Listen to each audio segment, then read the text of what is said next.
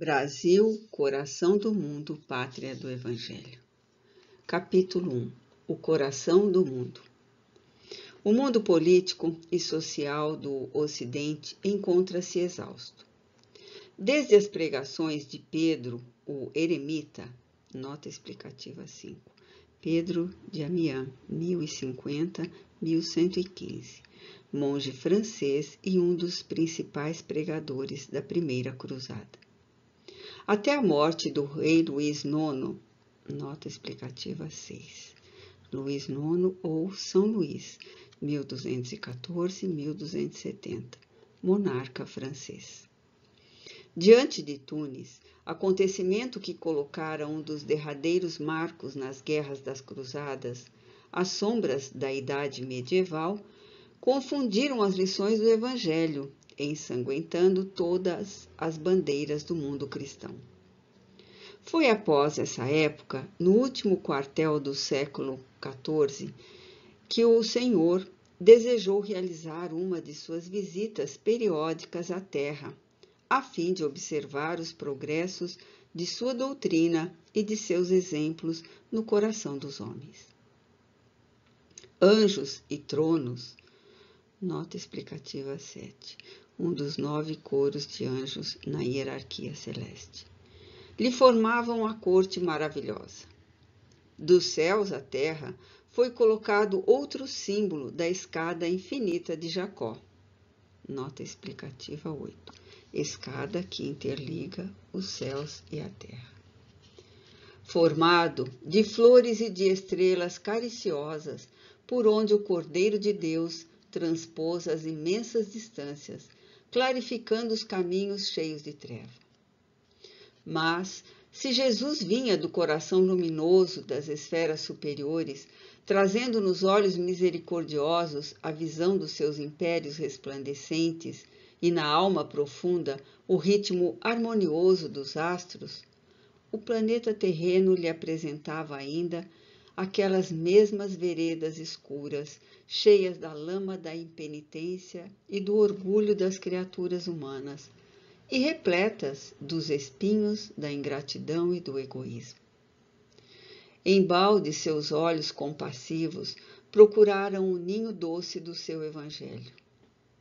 Em vão procurou o Senhor os remanescentes da obra de um de seus últimos enviados à face do orbe terrestre.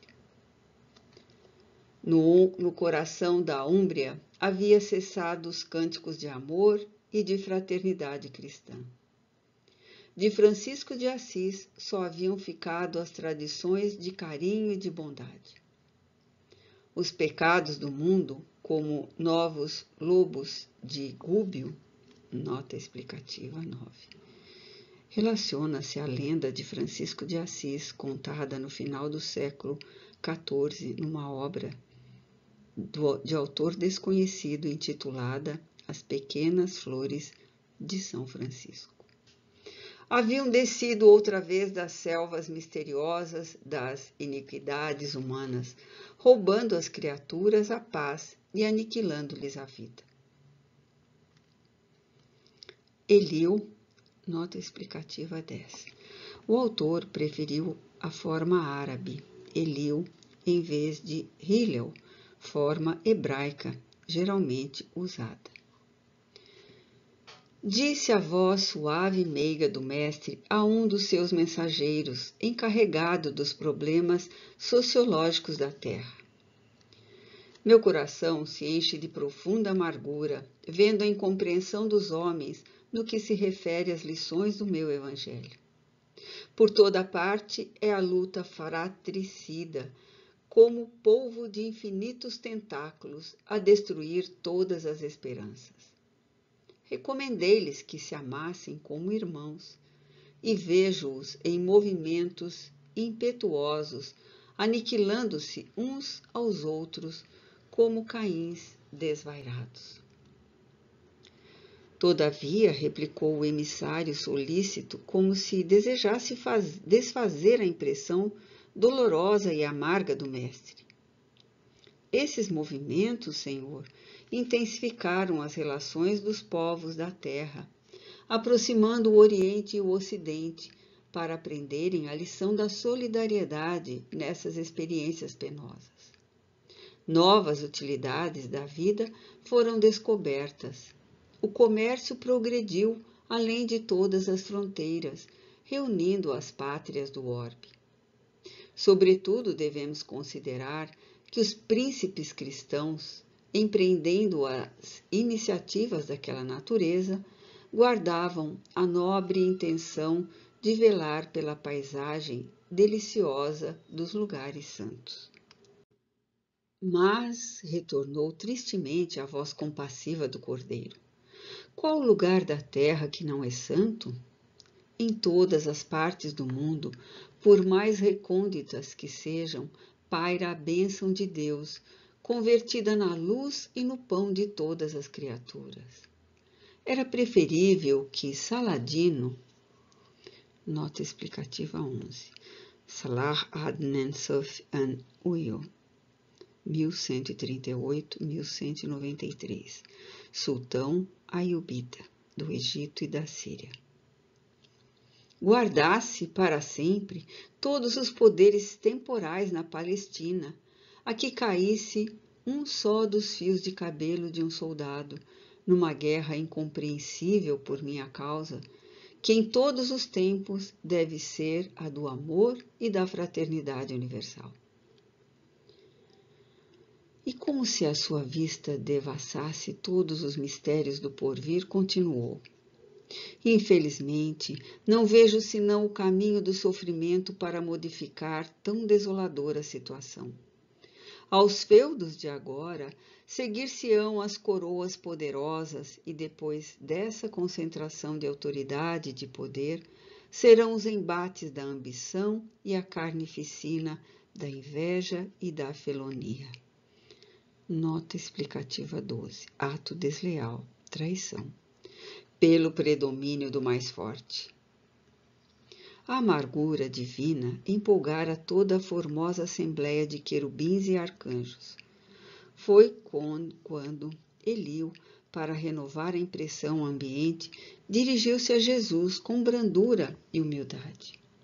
Senhor, se esses povos infelizes que procuram na grandeza material uma felicidade impossível, marcham irremediavelmente para os grandes infortúnios coletivos, visitemos os continentes ignorados, onde espíritos jovens e simples aguardam a semente de uma vida nova.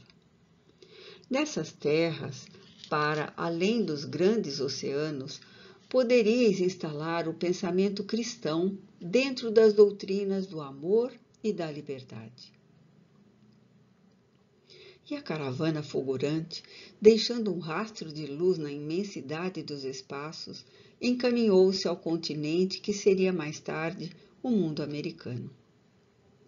O Senhor abençoou aquelas matas virgens e misteriosas.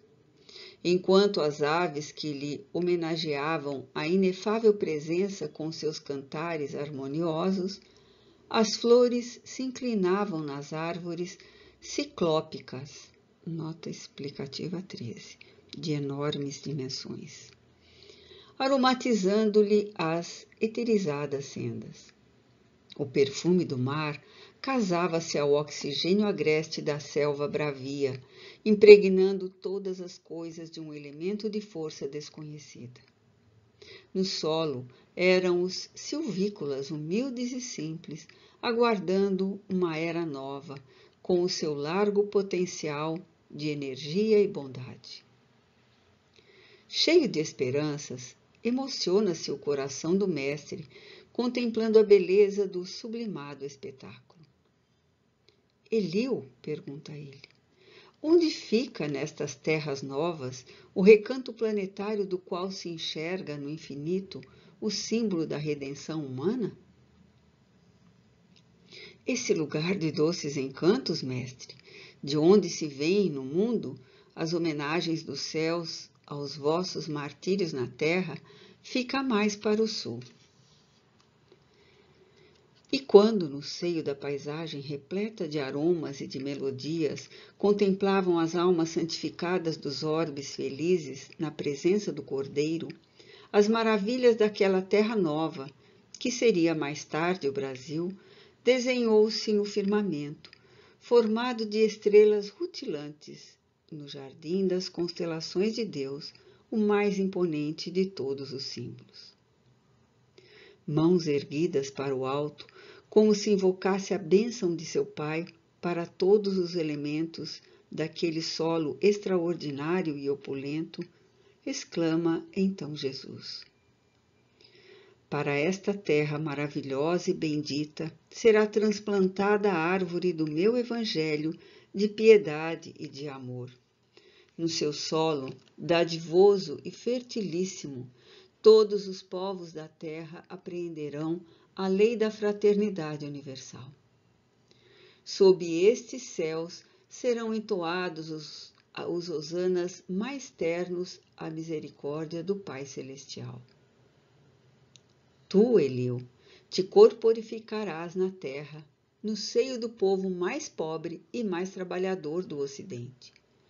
Instituirás um roteiro de coragem para que sejam transpostas as imensidades desses oceanos perigosos e solitários que separam o velho do novo mundo. Instalaremos aqui uma tenda de trabalho para a nação mais humilde da Europa, glorificando seus esforços na oficina de Deus.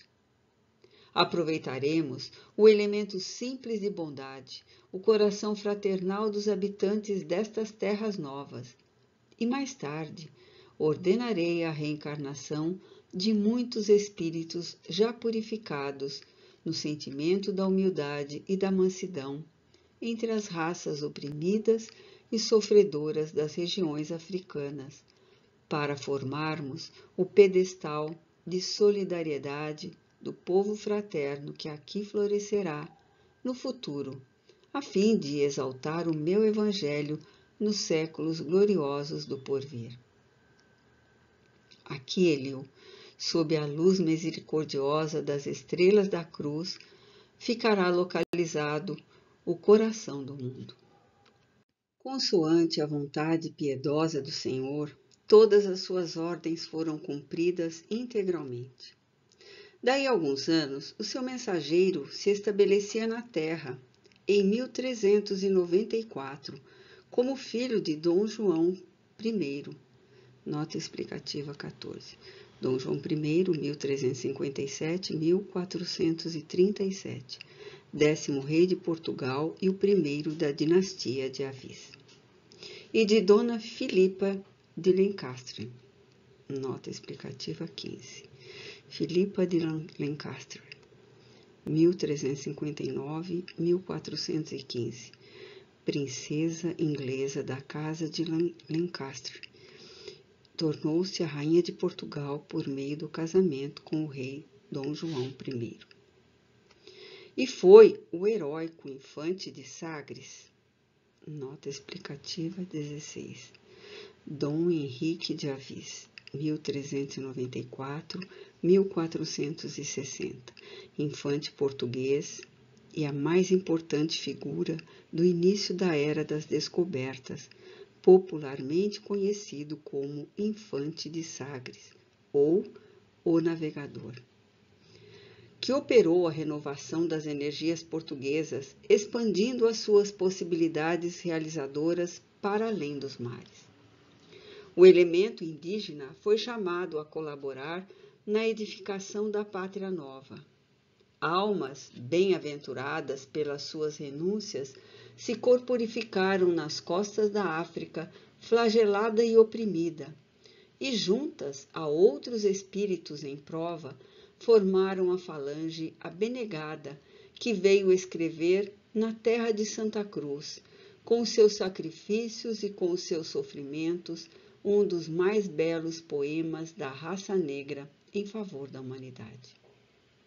Foi por isso que o Brasil, onde confraternizam hoje todos os povos da terra e onde será modelada a obra imortal do Evangelho do Cristo, Muito antes do Tratado de Tordesilhas, nota explicativa 17, acordo assinado entre Espanha e Portugal em Tordesilhas, Velha Castela, em 7 de junho de 1494, que fixou em 370 léguas a oeste das ilhas de Cabo Verde a linha de demarcação que separava as possessões coloniais dos dois países. Que fincou as balizas das possessões espanholas, trazia já em seus contornos a forma geográfica do coração do mundo.